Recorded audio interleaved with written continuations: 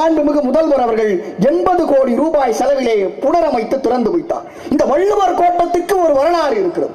1976 அன்றைக்கு வள்ளுவர் கோட்டம் திறக்கப்படுகிறது, குறளோவியம் தீட்டப்படுகிறது என்ற தலைப்பிலே 76ஆம் ஆண்டு ஏப்ரல் மாதம் 15ஆம் தேதி தலைவர் கலைஞர் அவர்கள் உடன்பிறப்புகளுக்கு முரசொலியிலே ஒரு கடிதத்தை எழுதுகிறார்.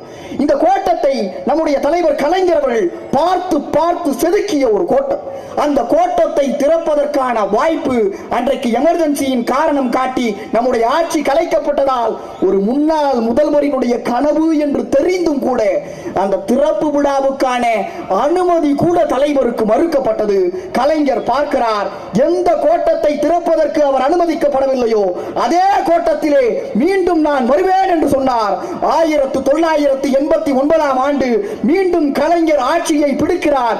அந்த ஆட்சியை பிடித்த போது அந்த பதவியேற்பு விழா எங்கே நடத்தலாம் என்று தலைவர் கலைஞரை கேட்டபோது எந்த வள்ளுவர் கோட்டத்தை திறப்பதற்கு உரிமை மறுக்கப்பட்டதோ அதே வள்ளுவர் கோட்டத்திலே முத்தமிழறிஞர் கலைஞர் முதல்வராக பதவியேற்றார் என்று சொன்னார்.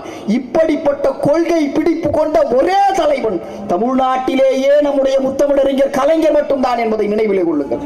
கலைஞர் எந்த மாற்றத்தை செய்தார்? அன்றைக்கு